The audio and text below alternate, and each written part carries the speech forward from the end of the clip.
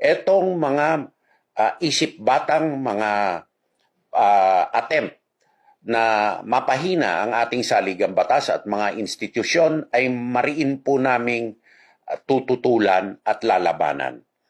Kami po ay makikipag-ugnayan at makikipagtulungan sa lahat po ng ahensya ng gobyerno upang masugpo itong mga nasa likod nitong hindi kanais-nais at karumal-dumal na plot na ito o mga gawain na ito na at kung ito ay may kaugnayan sa mga iba't ibang mga puwersa na hindi kanais-nais.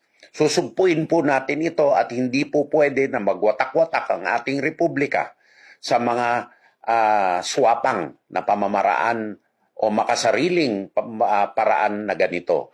Kami po ay nananawagan sa ating mga taong bayan na manindigan sa likod ng inyong republika, sa likod po ng inyong saligang batas, sa likod po ng soberanya, sa likod po ng territorial integrity ng Republika ng Pilipinas na pilit niwawasak at pinaghihiwa-hiwalay nitong mga makasariling at mga karumal-dumal na mga tao na ito.